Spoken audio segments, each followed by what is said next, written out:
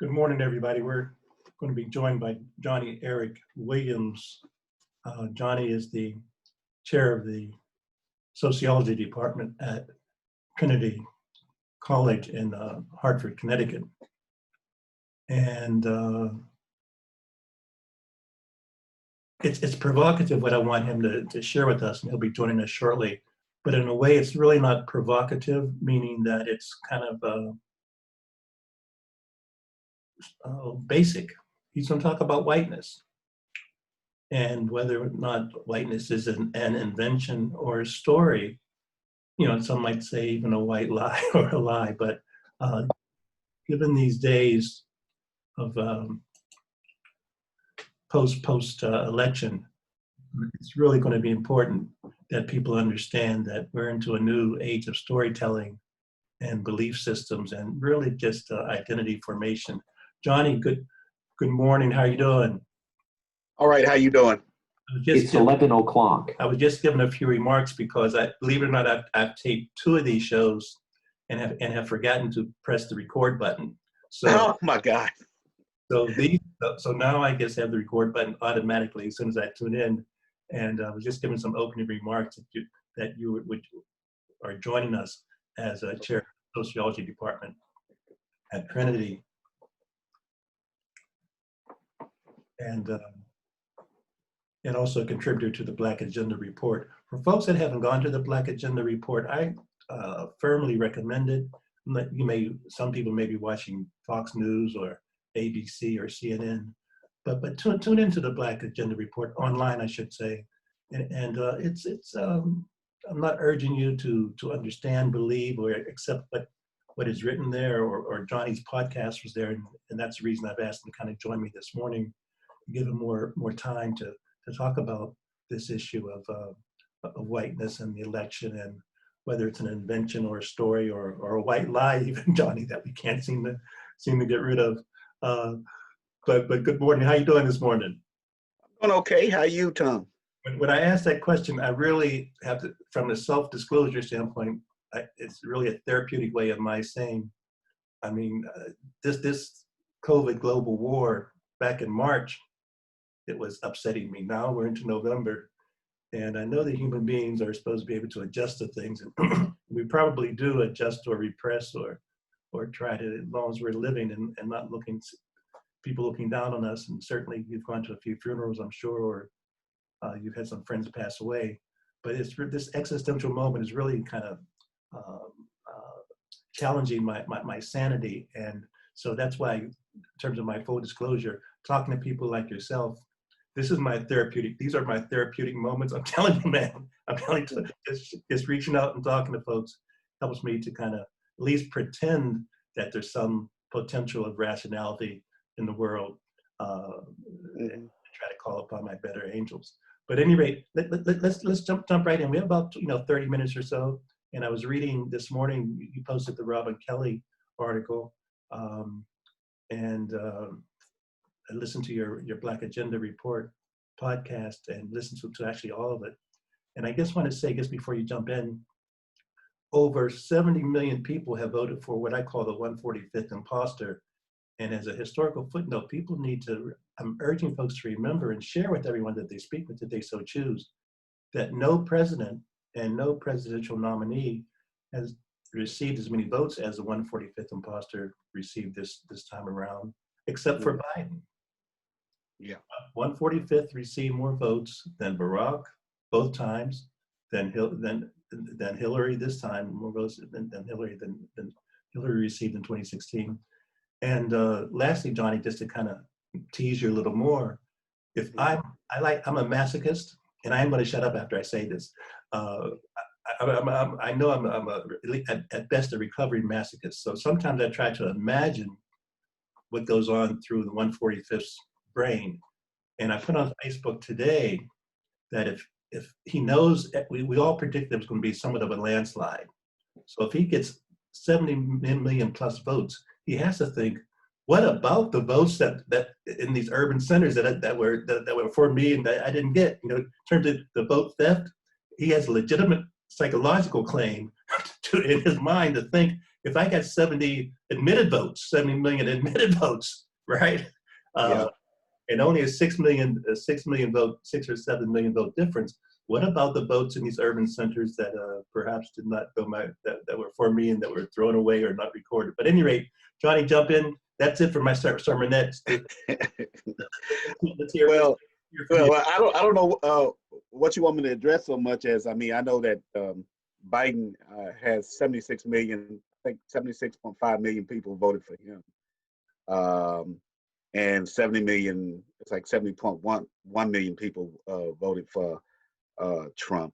The country of the electorate that showed up, I mean, there's still 100 million more people who didn't show up to the election because I guess they're a little bit more astute at understanding that these elections are really about how it is that the powerful elite have selected these candidates already to reinforce their interests. So this is why I wrote, at least I said in my Black Agenda Report radio commentary, that it's really a choice between, you can have hardcore white supremacy or you can have white supremacy light. Indeed. And that's Biden and Harris, white supremacy light, but they're just as atrocious as white supremacy. They just do it, under the cloak of doing good stuff for everybody, when in actuality they're doing good stuff for the powerful few, the wealthy few in the society in themselves. They serve themselves, not the people. So let's talk about that, because some people may think that you're a provocateur, just trying to sensationalize, and I even throw in the term racialize, because people have different feelings about what playing the black card means. But when I was doing some little reading today about you posted the Birth of the Nation article from I think it was the Atlantic or the Black Agenda Report. No, it was a Boston Review. That's Robin D.G. Kelly, colleague, friend. And Robin D.G. Kelly was here on the East Coast for a while before he went to the West Coast, and I've had a chance to meet him. So just reading, and then some of the eugenicist movements and the early 1900s, and people forget about the term even scientific racism. So when you talk about that even today in 2020, there still is a preservationist movement. There's a white preservationist movement that is still very rampant. I don't think people need to think that that's a sensational statement. It's tough to look back at any time in the past that white protection and the attempts for them to prosper, that energy has not been in play. Well, look, I mean, if you want to look at the foundation of the country, the nation as we know it, when it was basically, it was settled by, well, not settled, they basically occupied the territory, took it away from indigenous people. It started in the Northeast and then all the way across the continent of North America, both Canada as well as Mexico. It is, the foundation of it is in settler colonial genocide. It's genocidal. It's genocidal in its nature. It's racialized in the sense that they had to bring in people, kidnap people from the African continent to work the land, to develop the land, to profit people who are from the wealthy few. Now, in the beginning, that was the King of England, as I said in the Black Agenda radio report commentary. And the wealthy few, the loyalists to the king in England, were getting a little pissed off because he wanted to tax them more so he can get more money from their largesse, from what they were doing with enslaved labor in the land that they had stolen. They were making tremendous profit hand over foot. And so the king decided to tax them. And that's when we had the Revolutionary War, right?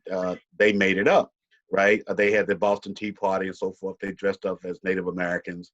I guess that's the epitome of what an American is in their mind, even to this day. That is, I'm talking about people who believe themselves to be white. That's where whiteness started to emerge on the scene with the enslavement of people. This is what Cedric Robinson and Robin D.G. Kelly's articles talking about racial capitalism, right? It's a worldwide phenomenon, right? You had to justify the taking of people and killing their land. And that's what they did through something called race, to say that these people weren't human beings at all, that they were subhuman, and that the so-called whites were extra human, right? that they were above humanity in some way, and everybody else was below. And the person who was the one in which they played off was how they know they were white were African people, because they supposedly had they were black skin. So I'm white, you black, so you're inferior. So that it all started then, and then it was codified after the Revolutionary War into the Constitution, right? So the Constitution itself is a racialized commerce document. It's racial capitalism, right? So as a result of that, then we still to this day. So we have people who are sitting on the United States Supreme Court who call themselves originalists, right? And I know of no document in history, including the Bible, the Torah, all right, or the Quran, that isn't flexible enough to adjust to the times of the people and work for them there. So, but they don't want to adjust this document because they want to continue the largesse of the commerce of the document itself. That is, the U.S. Constitution is designed to facilitate profit making for the few. Individual property rights is the most important thing in there, right? The liberty to exploit people, right? So that's where I'm coming from when it comes to that, and that's not controversial. That's just history. This is factual stuff. Yeah. It's just that people don't want to talk about it and they water it down. So when you look at what we are today, that's all coming down to the present, right? What we are now, and this is racial capitalism is still in play. Black people are still disposable. Native folk are still disposable, right? And we're treated as such. All you got to do is look at the COVID-19 crisis and how we're being handled, right? We're disposable, and the police are killing us to control us, right? And vigilantes are killing us, also in an attempt to control us, right? So it's a combination of all those things. Now, I don't know if I answered your question, but I'm trying to give you the background to see how this, in my thinking, comes to now, and that the past is not the past. The past is also the present. Indeed. It continues to work. Oh no, you've definitely answered my question, and in fact, I'm not going to even. My ego is not so large that you may have answered it, and I still might not even have understood it. So don't come on me for confirming what you've just said. However, I will say that I found what you said. It captured my attention. I can certainly testify to that. Well, look, I mean, if people want to, I mean, look, I mean, I tell anybody who I'm talking to, if you don't believe me, just go and read other people. I mean, you can read Winthrop Jordan, Black Over White. You can read Charles Mills, The Racial Contract. I mean, all these things are documenting this kind of kind of contractual kind of way in which whiteness is used basically to reinforce the politics and the economic hierarchical arrangements that we have. Indeed. In fact, you know, when you mentioned some of the books, and by the way, I guess wanted to mention in terms of why I have on this particular hat symbol on my head. If I said the Black governors, would that resonate with you at all? Black governors in New England. No, I don't know that history. There are. I put it on my Facebook page today, and so I'm urging people to kind of Google Black governors in New England, Connecticut, Massachusetts. Those were literally 1750 through 1857. Black folks elected governors. They were the slave leaders, but they worked in tandem with the white establishment, and even had official elections and celebrations. So typically it was like the slave leaders were elected as Black governors. But Google Black governors in Connecticut. There's a long history, and when you mention colonialism, et cetera, and having the the creation of the Black bourgeoisie, you know, but Black governors were around enslaved people, and that they were appointed, anointed, collaborated with the white masters to kind of, you know, to keep things under control. They also had some sheriff power in terms of actually. Well, see, now in my mind, when I'm hearing that, I'm saying this is not something to even be proud of, because they're about collaborating with the oppressor to control the masses of Black people. Indeed. So you can also see that today, right? I mean, so now we have, I mean, we have Obama in a skirt as vice president. She is a cop. She is, I mean, she laughs at putting people in jail in the Black community and in the Latino community while she was Attorney General. I mean, she cares about herself and power pretty much. unless she changes her tune, which I highly doubt, because these people are pre-selected, as I said before, by the powers that be before they run for office. They already know who's going to be elected president of the United States, in my humble judgment, right? They put these two candidates up. They know that, that either way it goes, they ain't going to lose. It's always the people gonna lose. And on that note, I was listening to Biden's press conference yesterday and reading a little bit about it afterwards. And in terms of the negotiation that would have to take place with McConnell, assuming things don't go our way in Georgia with the runoff, Biden has been quoted to say already that he's going to, in terms of his cabinet positions that have to be approved by the Senate, there's still some negotiation would take place. He'll submit a list to Mitch, 2 or 3 candidates to Mitch, and then they'll negotiate which ones they both can agree on.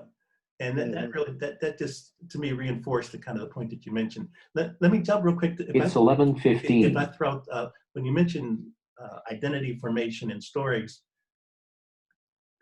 and in preparation for this discussion, my mind went to Nell Painter's work, the history of white people, and that's a good one too. And the invention of white people. So talk about that a little bit, because that's also again, there's this information that I think people need to read about how you can have your perception of reality can really be reinforced, not from a fairness standpoint, but from a self-preservation standpoint. Yeah, but I want to say something before I get to that about voting. Okay. Look, I mean, I've never been a fan of electoral politics because of all the reasons I just laid out to you about that history, right? In the electoral college, is basically a means to keep the people in check. Yes. A lot of people don't know that the Congress was a popular vote, a direct election, right? The Congress itself, the House, but the Senate was appointed by the governors of the state, I believe, right? So it was only later that they were submitted to a popular state vote, right? So the Senate is always designed to slow things down, right? So given all of that kind of understanding, voting for me, I think it's important, right? But it's important in order to raise the consciousness of the people who are voting, the masses of people who are voting, to see that no matter what happens, who they vote for, things won't change drastically for them. That they'll still be in immiseration, suffering, right? And so it's a way to organize people. That's the way I look at voting, a way to organize. So I'm not a Democrat nor a Republican, and I didn't vote Democrat or Republican. I actually voted Green Party. But the fact is that, in the United States, it's a way to vote. Now, to address your question regarding Nell Painter's white people and what was it, the invention of the white race. I can't remember the author's name, the invention of the white race. I can't remember the author's name, but anyway, though, so those books are important. And then there's another one by David Rudiker called the Wages of Whiteness, which is a Du Bois phrase, the psychological wage of whiteness. All these books show you how the United States developed this kind of frame in order to divide the people, but at least these class allegiance, right, in the United States. Now, if you go back to 1890, there's something called the populist movement that occurred in the United States. And that was an attempt to get class solidarity between people across all lines, right? Racial lines that have been created to keep them divided, right? It scared the hell out of both the parties, the Republican and the Democratic Party. So what was the response to this attempt at class solidarity that is identifying who the real enemy was, rather than scapegoating Black people, Native Americans, Latinos, right? They got together. It scared them to death. So what was the response of both the Republican and Democratic Party? Was to suppress the vote. Indeed. Good. All right. So I mean that history needs to be understood. So okay, all these people showed up, even regardless of the fact that the pandemic was going on, right? and all this stuff, they showed up, right? The 70 million white people trying to hold desperately to whiteness, right? And then you got everybody else saying the country needs to go for and get away from this stuff, at least to try to get away from it. At least they thought, right? Mhm. But in actuality, that we're not running away from white supremacy and the economic hierarchy that's being created through white racial capitalism itself, right? We're actually running to it to fit it in. Now, that's where whiteness itself, the wages of whiteness, white people, it lets you know that these are political constructs, Hmm. right? They're not biological constructs, right? They're political constructs, right? We're in this kind of biocentric, this is the word I want to use, biocentric way of looking at saying that there's something different about us that that just because we have different kind of melanin and facial features, human differences, that somehow that tells them whether or not we're smart enough or whether or not we're human or not, right? For the human in a person who's white's mind, which started in the 15th century, to be white is to be human. To be anything other than that is to be subhuman, right? In their mind. And that's Indeed. deep in the psyche of people. And white people, in the wages of whiteness and invention of the white race, is laying all of this out. And then, not to mention Dorothy Roberts' book about the invention of race, right? All of that is laying out these kinds of social political groupings in order to justify domination and exploitation of people. Mm-hmm. Mm-hmm. And that's what we see going on with this whiteness thing. Right? I mean, and this idea that somehow that Johnny Williams has a race card. Shit, I don't even have a deck. I'm sorry. I don't have a deck of cards, right? I can't even play with that. I mean, blackness has no power in a white supremacy society, right? They hold all the cards. And then they tell you, because you point out that they hold all the cards, or that if you want to put it in that kind of analogy, that you're the problem, that your blackness is the problem, and that you're, because they don't understand racism or white racism, that you're the racist and they're not. Right? And Johnny, I want to give you the opportunity, if you so choose. As a person, as an individual entity, you don't necessarily strike me as a pessimistic person. So, in lieu of what you've just mentioned, I think people would be interested to know what still keeps you either optimistic or not committing suicide, or not shooting other people, or not being on drugs, because we know how we can tend, as a species, can repress our emotions or pacify our anger with non-healthy things. And just before I go to that, I just want to mention the two names of, when you mentioned 1890s, William Jennings Bryan and I think it's William George out of New York. But definitely William Jennings Bryan. People should read that about the progressive movement, and as you say, as it was co-opted. And not to mention the fact that unions were illegal during that period as well. But what keeps you? And I don't want to put words in your mouth. You may say that you're just an illusionary, fantasy Afro tech. My body is here, but my mind is elsewhere. So, what enables you to smile? Is it an authentic smile, or is it just a? No, it's an authentic smile, because most people think I'm somehow cynical and pessimistic, and I'm far from that. I believe in us. I believe that we can overcome what we created. We created this monster, right? This racial capitalist monster. We can also reimagine the world and figure out how to change it so it benefits the vast majority of people.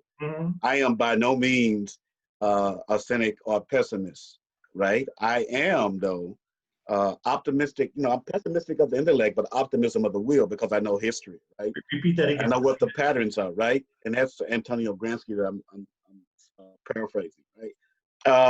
And what I advocate is that people get together with other people.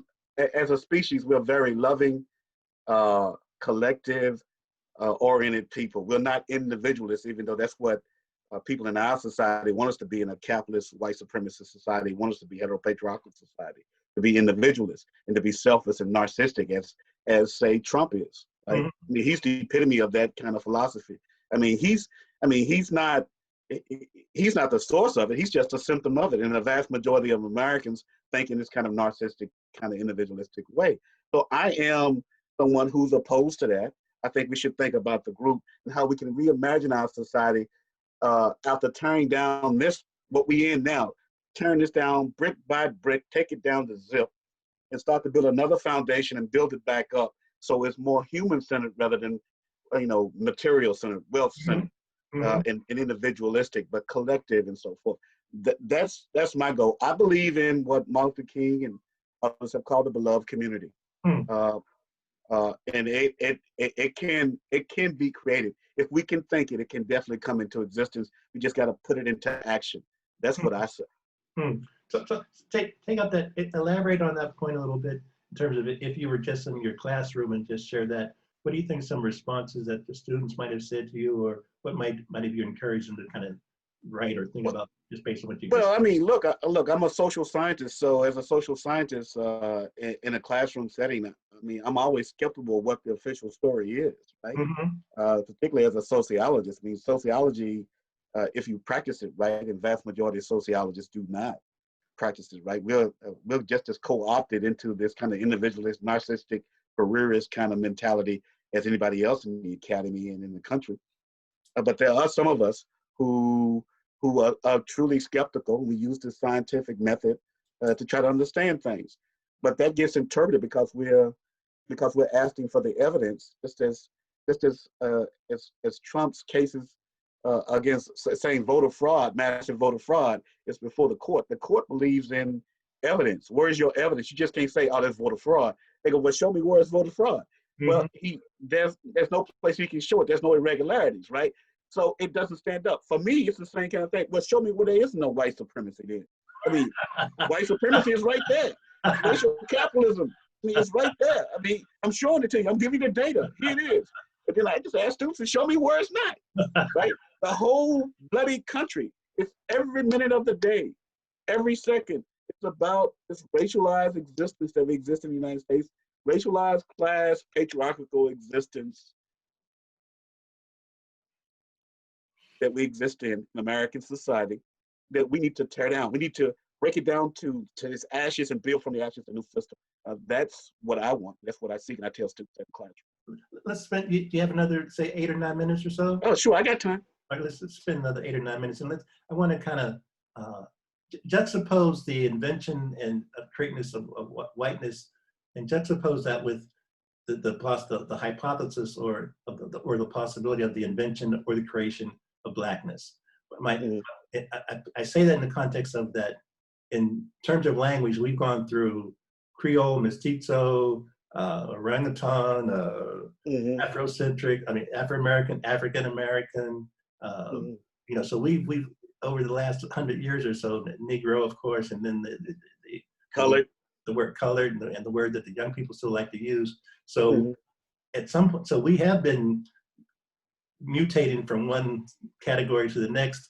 But I'm curious is so in terms of the abolition of the term whiteness, and how juxtapose that with does the invention of a new blackness kind of supersede? What are you looking for? Are you looking to scrap those categories? Well, race is not real. It's this is what sociologists are fond of saying, but not explaining it to the people. But it's a creation. It's a social construct, right? It's a political grouping, as I told you before, right? So it has no biological significance whatsoever, except for the meaning that we attach to biology. Just as women have a vagina and guys have a penis, we give significance to that in terms of you're a woman and I'm man, and and we have a script to go along with what men and women should behave like. Well, it's the same kind of thing. Now, what would I want? I want a society without that. I would want a society without any kind of racial categorizing that hierarchically rank people for exploitation and domination. I want a society that will provide people with what they need in order to develop to their fullest potential. Right? And that's what I've been seeking pretty much all my life. And I hope that it comes into existence. I probably may not see it. I hope my kids will see it, or their grandkids. But my role here on this planet as I exist and breathe is to continue to whittle away at that big, gigantic mountain of oppression, the systemic oppression, so that one day that mountain falls and tumbles to its base and is no more, and we build from that a new society. That's what my goal is. And this invention of whiteness itself, when it comes to this, I mean, that could be, I mean, white was needed in order to justify what they were doing to other human beings. Right? And so, I mean, there can be no white without black. As long as they think that they're white, we're forced to think that we're black. But black people have, from the very beginning in the Americas, especially in North America, you can look at our churches and stuff, have always said we're African people. Okay. Right? The African Methodist Episcopal Church, right? The African Methodist Episcopal Zion Church. There's churches with Africans in them. But Right. then we started to use the vernacular of the oppressor, Negro, right? Colored, black. We came up with it ourselves because it's a pan thing to connect with so-called black people all over the world, but we're Africans, right? We're descendants of Africans, right? So it's a political grouping also, okay? And for political reasons of resisting this racial capitalism and its domination of us. You mentioned, and I appreciate you sharing that, in terms of as a sociologist, certainly you observe social movements or partial social movements or attempts to redefine or reclassify. My mind went to when you mentioned the sexuality in terms of the biological differences. You of course had observed, and it still is confusing to me, but when I ask my friends, they explain it to me, when people sign their name and they'll say he, she, them, then they, I'm digressing a little bit. Yeah, I know what you're saying. But you've noticed that. What does that say to you? Is this a well, it's an attempt to challenge this kind of binary thinking that there's only woman and man, girl and boy, right? If you look at like even in nature itself, that stuff is a spectrum, right? So gender is a social construction, right? Right? About, like I told you, genitalia, right? All right. So, and we act accordingly by the specific of what genitalia one has. But what if genitalia isn't the whole? It isn't the biological, right? It is what we make of the genitalia, right? And how then we respond to it in the way we interact with people and what we believe, right? Then we build structures around that. That structure is called heteropatriarchy, right? And that heteropatriarchy then designate binary thinking so that you are oppressed, that you can't really fulfill all of your sexuality, right? So there's a spectrum, right? There's no binary between one extreme and the other. There's a spectrum of genders, right? And sexualities. Right? I gotta come up and take your class, by the way. Well, I'm not an expert in gender and sexuality. There are people in my department who are those kinds of specialists who will do a very good job of it. But I have a basic understanding of what it is, trying to get people to understand. So when people put he, her, a they, or them, a they rather, they're trying to get you to understand that they don't, even when they say I'm queer, they're not identifying with any gender whatsoever. They're just saying I'm on the spectrum. Okay? Let's jump. There's a guy I've been reading, this Yuval Noah Harari. I'm not sure if you've seen it. I have not read him, no. Check him out. He talks about storytelling and our ability to communicate and as groups and to share identities. That was the jump off point for Homo sapiens to kind of eliminate the Neanderthals and really just dominate the planet, and obviously in the various ways today. But Yuval Noah Harari is a gentleman that I've been reading. Sapiens is a book out that's been reasonably popular in the last 2 years, that I've been really fascinated by, because it points to just what you've mentioned, our cognitive ability to imagine something and conceive it to be real when it really isn't. So I mean, it talks about governments not really being real, money not really being real, just how we we give meaning to all of that. How we give meaning to so many things in a way that it gives away. We're giving our power to something that is Not really. Well, look, I mean, just think of it this way. The language that we're speaking in right now is not yours, Mm-hmm. ours, Mm-hmm. right? You weren't born with it. You had to learn it. Yes. If you were born in another country, say if you were born in China, you'll be speaking Mandarin or Cantonese. Mm-hmm. And you'll be looking the same way you look now, but you'll be Chinese. Mm. You got it? Mm-hmm. Right? It's the same kind of thing you can see in our own country where we have people who are from Asia who may look like they may speak Bengali, Mandarin or Cantonese, but they're Americans. You see what I'm saying? Yes. It's a cultural creation. I mean, it's human beings are about, as this person is saying, storytelling, but meaning making. That's what we do. We are made by the reality that we create. We create this reality, but that reality then creates us. And so as we wind up, tag team can connect what you've just mentioned in terms of the I think crisis is a fair word, or at least the seriousness of where we're moving forward as a body politic here in the United States in terms of fairness and justice. Where we're moving in terms of fairness and justice. For Well, the body politic or so how can we create more meaning, more justice, more have the words justice and fairness permeate our political consciousness more than it has. well, well, I'm a little bit pessimistic on this one. As long as the structures that perpetuates the oppression, that in terms of racism and classism, sexism, sexuality, hetero oppression of other people, uh, it's just simply difficult to create a more just society within that. From my perspective, you have to again radically restructure, tear that away. You can't. We got to build a new society. It's impossible within this society to create that. It's like there's an old African proverb: "Corn can't get justice from a jury of chickens." Okay, all right. So how can one expect that a country brought into existence on settler colonial genocide and enslavement of people, the kidnapping and enslavement of people, and the conquering of land through conquest from Mexico, and how can you get justice in that kind of country when it is the country has through its codified constitution, it's codified into the constitution, injustice. It breeds that. So I don't expect anything. I mean, the way the country is right now is working exactly the way it was designed to work, to exploit people. So what one can do is resist, uh, organize, collectively resist to eventually push not to the reforming of an unjust system because these systems are irredeemable, but to the total takedown of these systems. That's the only way you get change, injustice, fairness.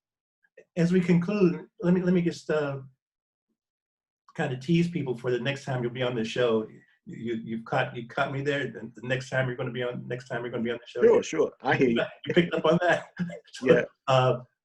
So you're working on, and excuse me, and correct me if I'm wrong, genetics and genes and the academics that are important to you now. Share a little bit about that to kind of tease people. So we'll talk. Well, I've written 2 books.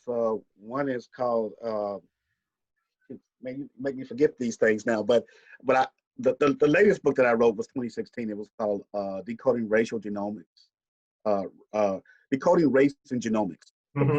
Right? The book that I'm working on now is called The Persistence of White Sociology, because sociology itself is a creation of the Enlightenment, which is grounded in racial capitalism and racial thinking, and how that even to this day continues. So sociology continues to be a mechanism for the maintenance of white supremacy in the United States. Even I mean, you're comfortable in saying that even today in 2020 at 11. Yes, right now.